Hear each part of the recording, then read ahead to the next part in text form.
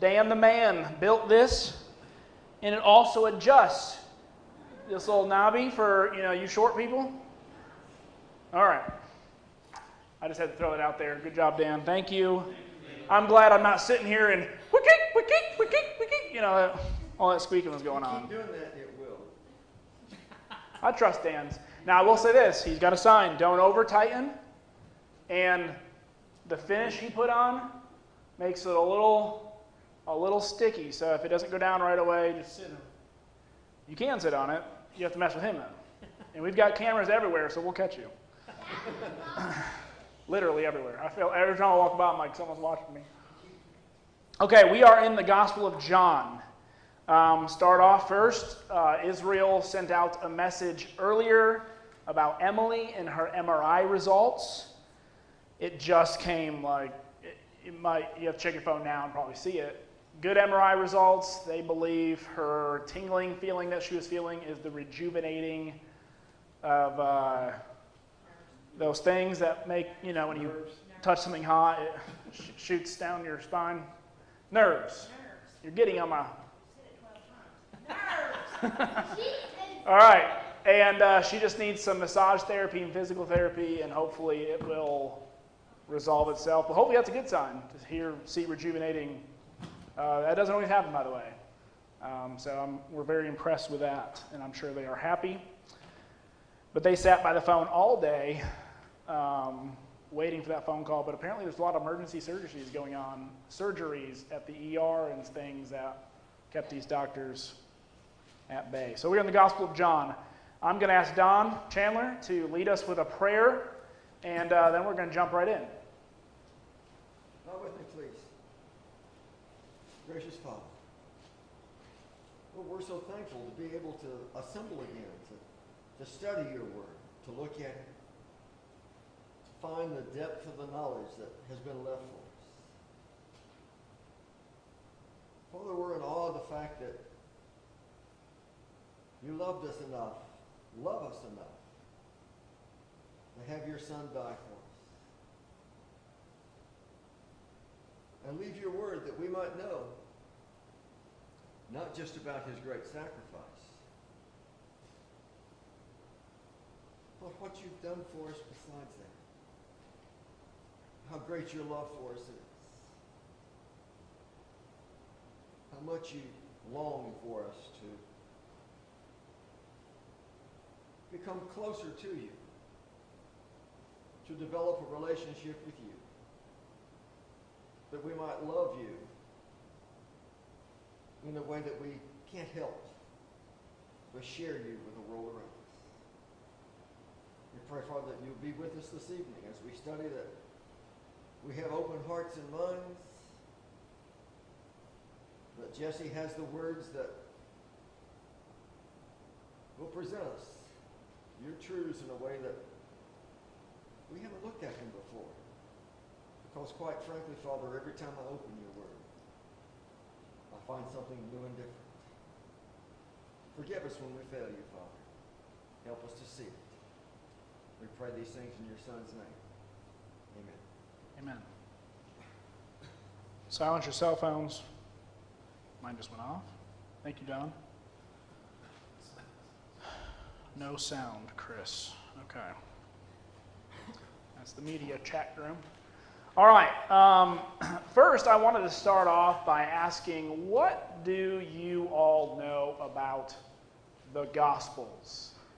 There are how many Gospels? 4. And what does the word gospel mean? Good news. So why do you think the Gospels were named as such? What do they tell us the story of? They tell us the story of Christ. Well, why do you need 4 of them?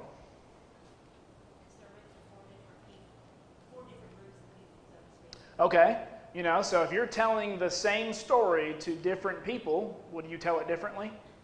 Depending on who you're talking to, right? Maybe you're talking to a very well-educated person. Would you maybe use some words or add some things that may be different if you were speaking to somebody, maybe a child, telling the same story to a child? Man, I'm getting phone calls too. Let's put this over here. Don't they know Wednesday night we're back? And so we have 4 different accounts. And what you'll see is that each author has a very different purpose in mind when they are writing. Does anyone know maybe the purpose or what the author, we'll talk about authorship tonight. It's called the Gospel of John, but it's never named. Nobody ever signs, "This is John." So you have to do some investigating, right? You have to do what we call hermeneutics. And you have to really try to figure out, okay, what is the best possible answer for this? And there are several answers that people believe. Not everybody believes it was John who wrote the Gospel of John. We'll get there in a moment anyway. But does anyone know or have an idea of what they think the Gospel of John's all about? Really, to me, John takes a very personal look at the life of Christ. Okay. He's got so many examples of all the things that he did, all the things that he said. He also seems to be the disciple that was closest to Jesus out of all 12. He's referred to as the disciple that Jesus loved. So Yeah, and actually that's in this gospel is where we get that. right. And now whoever you name that disciple to be will be the author. But continue. So the thing I like about John, that's probably my favorite of the Gospels because I feel like I get to know Jesus better in John's Gospel. Matthew's got a different take. Luke's got a different audience that he's kind of writing to with a different purpose. And there's a reason that God did that. He's got 4 different accounts, 4 different views of Jesus. Gives you more of a 3D look at him with all 4 of them. But John's is, to me, it's just, you're really getting to know the man who is God, which was, I think, John's purpose. Okay. Anyone else? Have any insight? Just that he was deity, that he was God's son. Okay, so John's one of his major emphasis, as we're going to see, is he was the Son of God, right? And we're going to get into purpose, here in a little bit. But I'm just trying to get our sparks from 10 or 12 weeks of cobwebs drying up in our brains to start moving on, some Bible stuff. But yeah, the sonship of God, the deity of Christ, the man of God. Anyone else to add? I want to read this statement. There's a really good book that just was published. It's called The New Testament in Its World. There's Robert Bell and N.T. Wright come together and kind of spend 30 years worth of investigating. All they are historians, church historians and first century historians, and have come together and created what I think is the best so far what I've read. And I've read probably 60% of it now, and it's a big book. Probably the best critical introduction to the New Testament, to its themes, and to each individual book. But here's how he starts. I like this. And you have it under the introduction. It's the first paragraph. John stands out from the rest of the New Testament. With Paul, we are in the seminar room, right?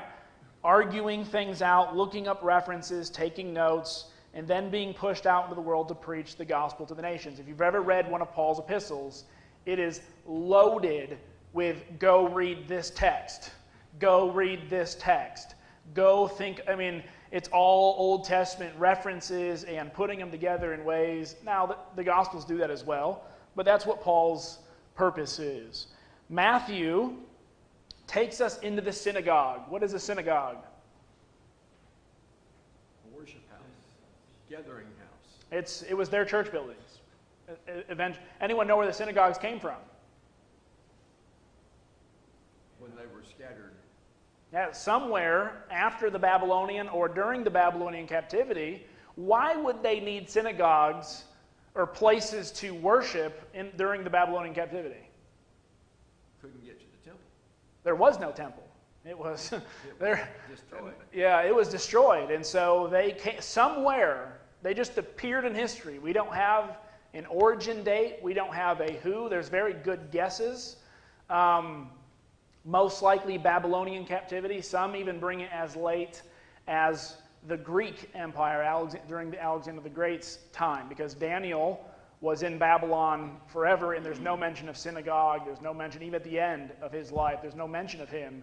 Even during the time where he should have been at temple for Passover in Daniel chapter 10, he was 3 weeks fasting and praying in mourning because he had no place to go and worship God. So probably at the end of Babylon's reign, the beginning of Alexander the Great, somewhere along in those lines. Okay, I know that's extra, but just, I'm in a New Testament and it's world class, so you're going to have a lot of history coming out of me right now. All right, so into the synagogue, so into the churches, where the people of God are learning to recognize Jesus as their King, their Emmanuel. What does Emmanuel mean? God with us. Okay? That Jesus is both King, because Jews were really looking for a king. Why were they looking for a king? Why were they so keen on awaiting a king? Well, they had the idea that they would come out of, from men governing them, being a conquered nation. Yeah.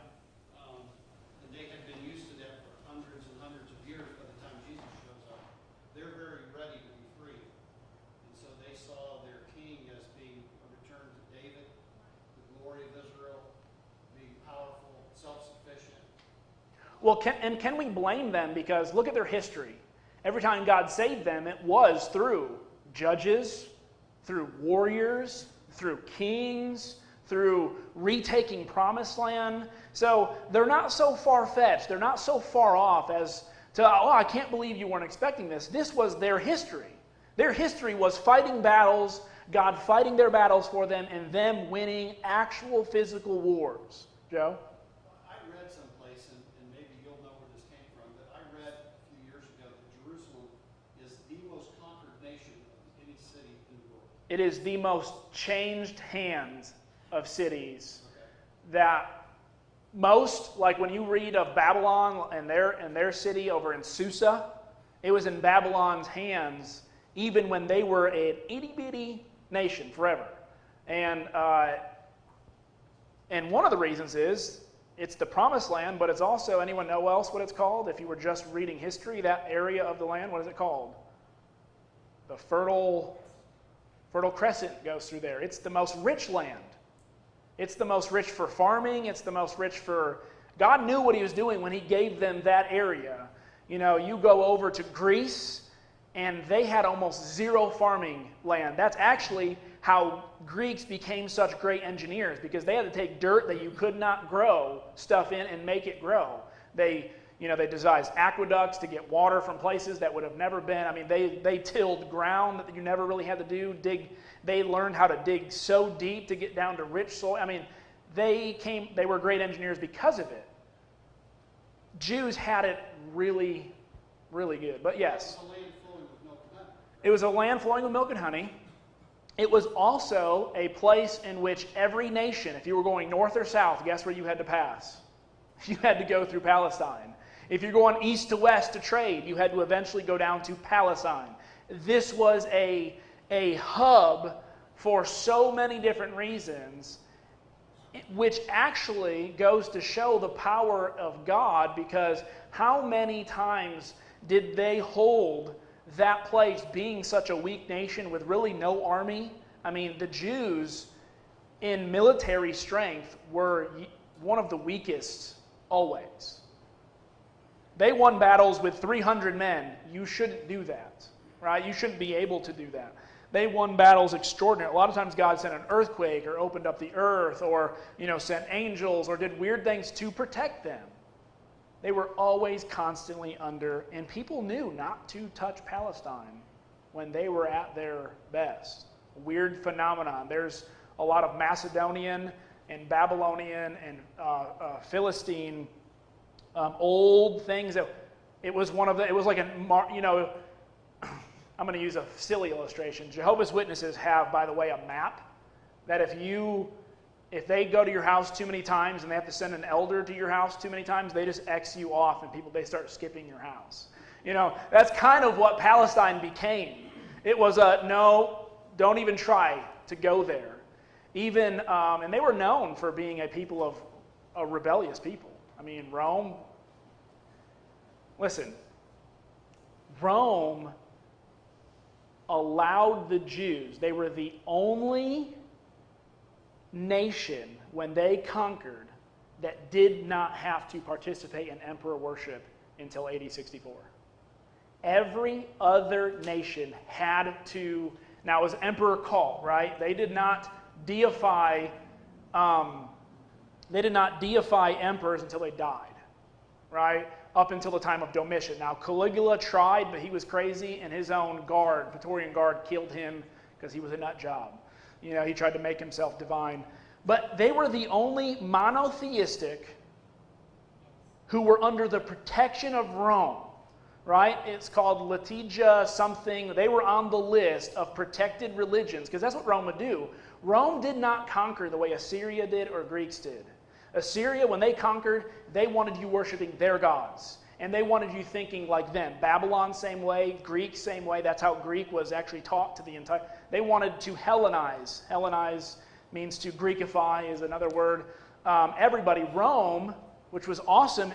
If you wanted to be conquered by somebody, you wanted to be conquered by Rome. Because all they expected of you was pay your taxes and do not rebel. You can keep your gods, you can keep your worship, you can keep your temple, pay your taxes, and just add one more god, the emperor, which for polytheists, what does it matter to add one more god to your realm of already gods? It didn't really matter. I know, I'm sorry, you asked me history questions. I'm really into history right now. But they were protected. And that's how Christianity actually was able to rise. Why all the persecution in the book of Acts came from who? The Jews. Rome actually protected Paul several times, protected Christians several times, because they were a protected religion, because they were a subset of Judaism. Well, the whole reason that Titus and Vespasian eventually destroyed Jerusalem was because they got tired of the guerrilla attacks and this constant rebellion over and over and over. Yeah. So they brought that on themselves. So you know what the Zealots are, right? You know who the Zealots are? The Zealots were the secret assassins. They were called the Sicarii, was their nicknames. Josephus writes about them and talks about how they would, through cloak and dagger, would go and kill somebody and basically involve back into the crowds and disappear forever. But they were the ones who rebelled and finally rebelled. Actually, all the Pharisees and Sadducees got out of Jerusalem, and the Zealots were there, and then were run off up to Herod the Great's palace, and for 2 years Rome surrounded them before they all committed mass suicide. They were Zealots. Simon the Zealot was one of them, who was a fighter. Is that Masada? You're talking about Masada? Up at Masada, yeah. Which, fascinating. I've got pictures of Masada. It's a beautiful place. But, okay, let's get back. I'm sorry. All right, so that's Matthew. Mark writes a short tract challenging his readers with the very idea of a crucified king and turning it into a handbook of discipleship for following the servant king. Mark is a next point, next point, next point, next point. If you were to pick up a pamphlet of evangelism or a pamphlet of how to follow Jesus, go read Mark. There's no filler, there's no fluff, there's no let's talk about this concept. It's bam, bam, bam, written for the Romans, because that's what Romans cared about. Romans cared about doing things. They did not care about thinking about things. They cared about doing, which we should probably take a little more after the Romans. We talk a lot. We don't sometimes do a whole lot. But Luke addresses the educated Greek world of his day and paints a big picture of God's purposes through Israel's Messiah for the whole world. By contrast, now we're getting into John. John invites us to be still and to know, to look again into the human face of Jesus of Nazareth, until the awesome knowledge comes over us, wave upon terrifying wave, that we are looking into the human face of the living God. That would have been so different and unique to have a human living God. Do you know that Rome, Stoics and the Epicureans and the philosophers of that day did not believe any longer in these. When you read about classical Greek, you think about, half demigods, right? By the time of 1st century, those ideas were gone. nobody believed a human could be God. Maybe after you died, right? But this idea of being a human God was far, far, far removed, 300 years from the people's minds. They thought that would have been crazy, especially the Jews, right? And there was a lot of Gnostics at this time. Anyone know what the Gnostics thought about the human nature? It's where Calvinists get it from, by the way. You were born evil. I mean, flesh itself is evil as evil can be. There's no way God could come and be born in evil. That's why they believe maybe he was just a ghost or an apparition. Or maybe, Jesus of Nazareth was a real person, and the Spirit, when the Spirit came, took over Jesus of Nazareth and just used him for 3.5 years and left before he died, because you can't kill God. So, John is wanting us to see the human face of the living God, okay? Or the author. We haven't gone into who. So let's look at who. The problem of authorship of this gospel, it has been so widely and so thoroughly discussed that it's not easy to express with any conciseness all the ramifications of different hypotheses which have been proposed. Here's what they're saying. If you read a lot of modern day commentaries and talks about this, it is quoting someone who's quoting someone who's quoting someone who's quoting someone. You have to go all the way back and disassimilate all the... There's been arguments and arguments. It's hard to kind of feed through it. And so what we're going to do is we're just going to look at some of the internal evidence and some of the external evidence and why I believe the Gospel of John was written by John.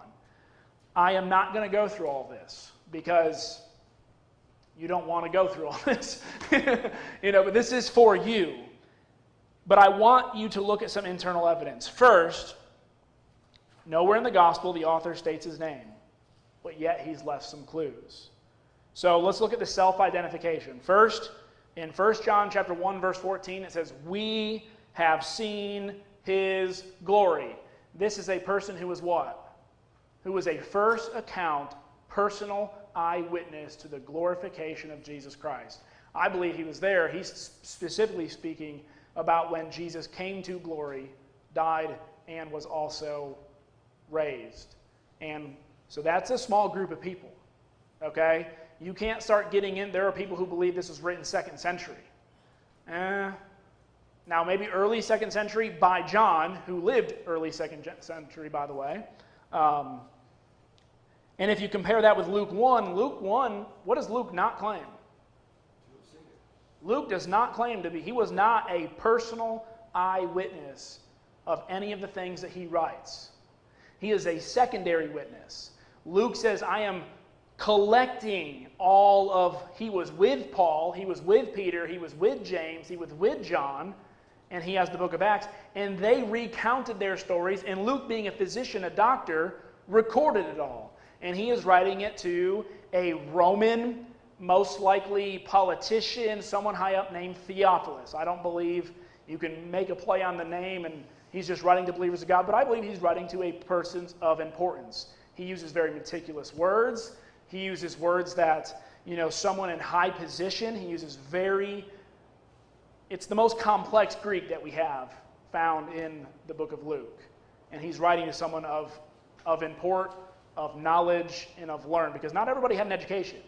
He didn't write this to the everyday believer. He addresses him as most excellent Theophilus. Yes. Which is what lends the idea that he was of some level. Yes, and then he names that same titling at the beginning of Acts. So Luke is part 1, Acts is part 2. Do you need another one? There you go. I'm going to pass it down. A lot of people would hear what we've heard so far tonight and say, if they can't agree, if there's so much discrepancy, how am I supposed to believe? What do you think the reason for the controversy? Well, whenever you don't have somebody named, and a gospel never names himself, a person never names himself, you got to remember you have conservative scholars, and then you always have a liberal group of scholars. Remember, there are a lot of people who study the New Testament who do not believe in God. And so a lot of your information is coming from people who are just strictly coming in, and, they're trying to figure out what date was this? When was it written? This seems to be written this day because of this language. This word did not develop this way until... So textual criticism is something we can get into sometime, but the authorship doesn't really matter, like the book of Hebrews. You know, who wrote the book of Hebrews? It's not penned, right? A lot of your Old Testament books are, we don't know who wrote. Like who wrote 1st and 2nd Samuel. It seems to be not be written until almost before the Babylonian captivity, because a lot of times in 1 Samuel, it'll be like, and they're in this location, which is now named, which wasn't named for 200-300 years. So a lot of things were written down. So authorship, in one sense, doesn't really matter who wrote it, but it does affect the feel and the flow of how you read a book. Like, if you knew some stuffy old man wrote this novel, or some, young, energetic person wrote a novel, you're going to read it knowing that there's going to be some kind of bias probably, in it. But all of your conservative scholars and your church fathers agreed that it was John. And that's what we're going to... I hope to show you that John is going to be really the only person we can walk away from and say this is John. So is the controversy designed to confuse people? No, I mean, okay, imagine if you were the first person to pick up this Greek manuscript and to try to figure out who wrote it. You're going to have to do a lot of work. And so what we're reading are a lot of those first scholars who sat down to figure out who penned this. Because it was not titled the Gospel of John until many, many, many centuries later, after we already had this letter. So when we find these letters and we don't have anybody who wrote it or penned it, you've got to do some investigating work to figure out. And so what we're doing is looking at those first scholars, what they sat around the table and go, man, who wrote this one? Which it had to be an apostle, we're going to see. Had to be someone who witnessed, the resurrection of Jesus and the glory of Christ and the events that he's talking about. So you can start narrowing it down. But authorship, I think, is easy in this gospel. But, any more questions? Okay. We have seen his glory. Look at the second one. Look at B. John 19:35 and 36 says, and he who has seen it and has testified, and his testimony is true, he knows that he tells the truth, for these things came to pass to fulfill the Scripture. So he's talking about himself in the third person. The author switches third person, and he's talking about himself. He says, he who has seen it is testifying. And that sounds a whole lot like what John wrote in 1 John chapter 1. I have seen and I am testifying. I've seen, I've heard. That's why when you start comparing letters then, you start saying, oh, this is the same person who wrote the Gospel of John, 1 John, 2 John, 3 John, because 1, 2, 3 John, by the way, are also not penned. Nobody signed those.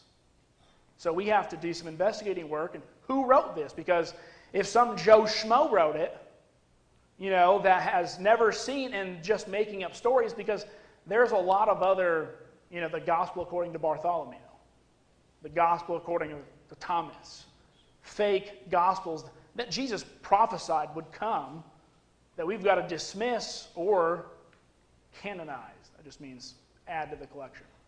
Is it possible that John had somebody penning this for him?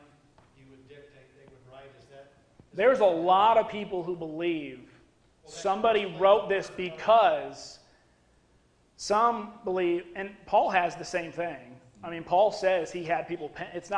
It wouldn't be unique. Now, I think John penned it because I think he penned it. He had a lot of time on Patmos. And I think one of the things that he did was not just write the book of Revelation, but he also wrote this gospel somewhere in his stay. I was wondering why he would write it in the third person. What would be the... Well, once we get to John 19, there's some argumentation between Peter and this disciple. And I think he switches to third person to not make it personal. And you'll see, because Peter's all concerned that John's got this special, or this author the disciple whom Jesus loved, has a special spot that Peter doesn't take, and Jesus has to go, wait, Peter, settle down. Does it matter what he does or what he sees that you don't see? Is that really what we're trying to do? Or, is this a measuring game? So I think that could be a potential reason. Okay. So someone who has seen it, someone who is, is testifying about these things, and I'm going to give you a quick summary of C. I'm not going to read all those. It being a disciple of whom Jesus loved, you can follow all of these verses that I have, and you'll figure out pretty close. It was one of the three. Peter, James, and John were Jesus' closest disciples. There's a lot of things that he had them do, like go prepare the upper room before, right, the Passover. He brought them off to pray. They were the ones who went up on the Mount of Transfiguration, with Jesus. They seemed to be his inner circle. There was the inner circle, and then Jesus even himself had three in which he liked. Well, Peter and James are both mentioned in the Gospel of John. And the only person who's not mentioned in this entire Gospel by name is, guess who? John. But I believe he is mentioned by the disciple whom Jesus loved. And he's not even mentioned like that until John chapter 11 at the resurrection of Nazareth. So there's some internal evidence. You can go read that. Peter and James both died way too early for me to believe they wrote this book, because this is every scholar would agree that this was the last gospel written. And that's based on what, Jesse? What do you think? Well, okay, so we're going to get there. I have that section of when we get there. Basically, there's no mention of the Sanhedrin. There's no mention of the Sadducees and the Pharisees, which the other Gospels are littered with. Well, guess what happens after the destruction of the temple? The Pharisees and Sadducees, guess what happened to them? They're gone. There's no Pharisee and Sadducee. There's no title anymore. They left, and that title went away. And so John doesn't use it because he's writing to people who I believe are probably 10 to 15 to maybe even 20 years away from the destruction of Jerusalem up into late 90s. They haven't had to deal with Pharisees and Sadducees for many, many, many, many years. So he just names them as religious leaders because they're still dealing with those people. And there's a lot more contention here, which if you think the division between the Jews and Christians were difficult during the book of Acts, go read the history of the Jews and the Christians after the destruction of Jerusalem. They were at each other's throats. That's when the Jews said, hey, those Christians, I'll point them out to you. They're not of the Jews. And getting back to our Roman law, the reason why Jews could worship freely without persecution is they were protected. The one thing you could not do, you could not create a new god after you were conquered. You could worship your old gods, but you could not create a new god, or that was rebellion.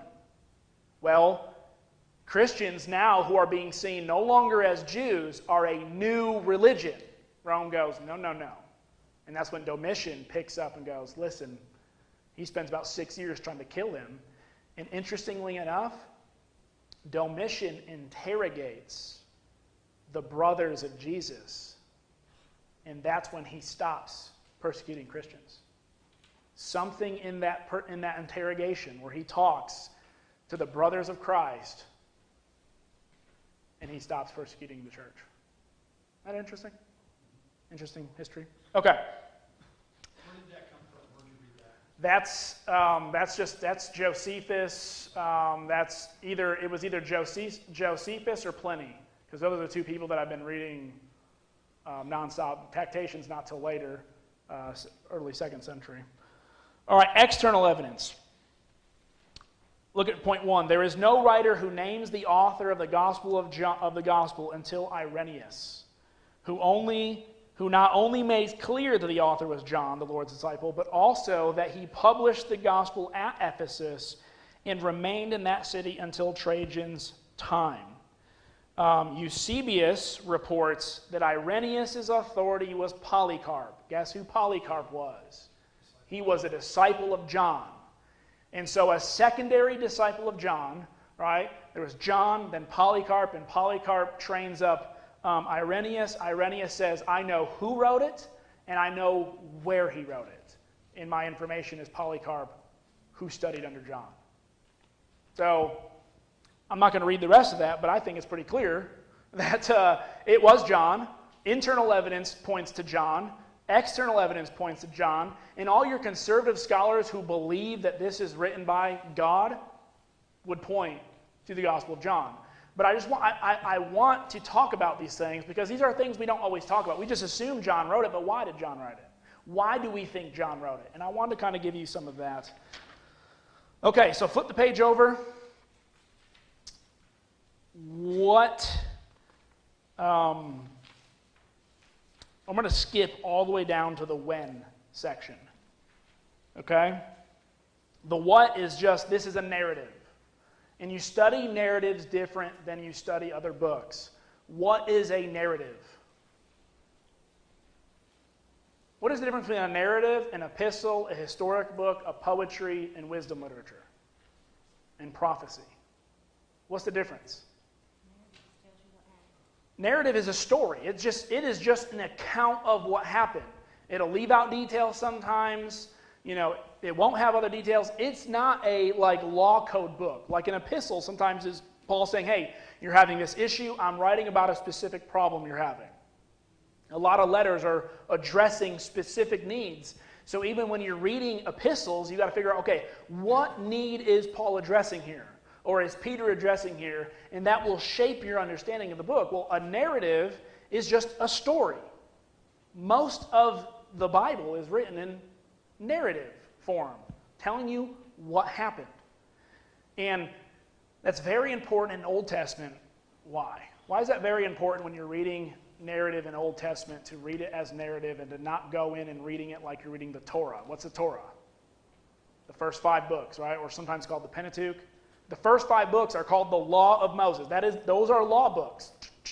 Leviticus is a law book, right? Numbers, Deuteronomy, law books telling you what to do. Well, when you're reading 1 Samuel and sometimes you're going, wait a minute, God punished this person over here for this, but didn't punish this person over here. The narrative is just telling you what happened. It's not telling you sometimes why. It's not telling you that God's either happy or sad about something, or just because God allowed something to happen also doesn't mean that he approved it. You're just reading that God didn't smite that person when he did that person. It's not trying to tell you why he did with one and not the other. And when we try to play those word games and try to figure out why, someone's got to give me time, by the way, of how much time I have. You got 18 minutes. 18 minutes? Good. Okay. Okay, so what narrative, where, Ephesus, it's either Ephesus or some people believe it was over in Alexandria of Egypt because 5 minutes left? Oh, okay. Yeah, I'm not going the full hour, am I? I'd like to.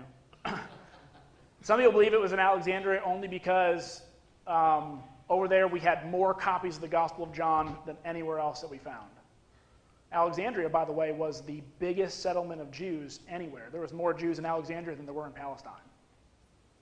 And when was this? During Jesus' day? During Jesus' day and before. They were part of the diaspora that went down to Egypt of Alexandria, and one of the biggest temples. You can still go and visit their temple that they built over in Alexandria. And that's why you have the biggest library over there where he gathered it all. He got all the ancient scrolls there were more ancient scrolls of the Jewish writings over in Alexandria than they were even in Palestine, because Palestine didn't hand them out. Pharisees weren't about everybody having a copy of the law. Over in Alexandria, everybody had them. They were reproducing them like clockwork. Okay. When I gave you some of the external evidences and some of the internal evidences, Peter was most likely dead because of 21:19 talks about Peter in a past tense, right? And most people believe, I'm not going to go read it. You can go read some of these, but Peter was dead during this gospel's writing, which means it was after AD 64, okay? 65, 64 is when Peter died. No mention of the Sadducees, okay? Sadducees disappeared after AD 70, after the destruction of the temple. Why mention them if they're no longer there? External evidence, the church fathers placed it in 85 to 95. And church fathers were the first and second century Christians who studied under John and their predecessors like Polycarp, Irenaeus, Eusebius and all those people, they placed it at a later writing and that John wrote it later in his life. And so I'm not going to go into all that I have there. You can go read that. But it's the last gospel. Nobody really disputes that it was written after Matthew, Mark, and Luke. Matthew, Mark, and Luke were already here and already had been written and already been produced. And my question then, why does John write another gospel? What's so special that is different in this gospel that is not found in Matthew, Mark, and Luke? And the end of the book tells us exactly why John wrote it. Somebody read John 20, 26 through 31. Huh? So that you may know. Oh yeah. Okay. Somebody read John 20, 26 through 31. A week later, his disciples were in the house again. Jesus came and stood among them and said, "Peace be with you." Then he said to Thomas, "Put your finger here. See my hands. Reach out your hand and put it in my side. Stop doubting and believe." Thomas said to him, "My Lord and my God." Then Jesus told him, "Because you have seen me, you have believed. Blessed are those who have not seen and yet have believed." So Jesus performed many other signs in the presence of his disciples, which are not recorded in this book. But these are written that you may believe that Jesus is the Messiah, the Son of God, and that by believing you may have life in his name. Okay, I want to say two things. We're going to end and pick up here next week. One, there are many things which were not written in this book. When you read the Gospel of John, you will notice, first thing you will notice is he does not have anywhere near the amount of miracles or teachings of Jesus. He has 7 major, what he calls signs. Signs are not miracles, but miracles can be signs. Okay? But there are 7 signs that he's going to pick up on, and I believe there's an 8th, but John is recording 7, and there's an 8th that I like to put in obviously the resurrection. But John is seeing his first 7 up until John chapter 11. There are going to be 7 signs. Everything, I believe every verse that John puts in this book is to get you to believe that Jesus Christ is the Son of God. He does not spare any breath on small details, minor details, how long it took them, where sometimes he goes where they went just to kind of keep some kind of story. But even his signs are not all in order, by the way. They are out of order, but they have a building block of belief. And what you're going to see is the rising tension. After every sign, the tension is going to rise a little harder with the religious elites to the point of the raising of Lazarus, which is going to culminate in the raising of Lazarus, where his disciples say, "Hey, if we go into Jerusalem to raise Lazarus, you know what's going to happen, right? They're going to kill you." And Jesus goes, "Yeah, I know. Let's go." And that's the final sign that paints Jesus as the Messiah. What's Messiah mean? What's Messiah? Well, okay, Messiah means Christ. What does Christ mean? Savior, rescuer, redeemer, the one who is going to restore Israel. Okay, that's the one they've been waiting for. And then obviously the Son of God. He wants you to believe that he was deity and he was divine. And as divine can be. Okay, why did he do that? Annabelle Bell. How many years are they away from these events now? How many generations have gone and passed?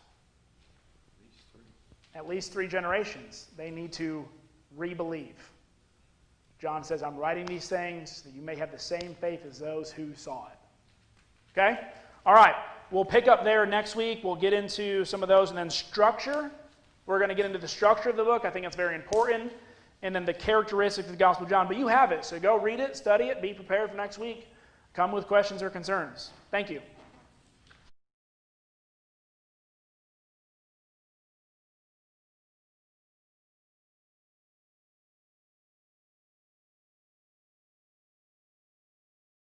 page 635.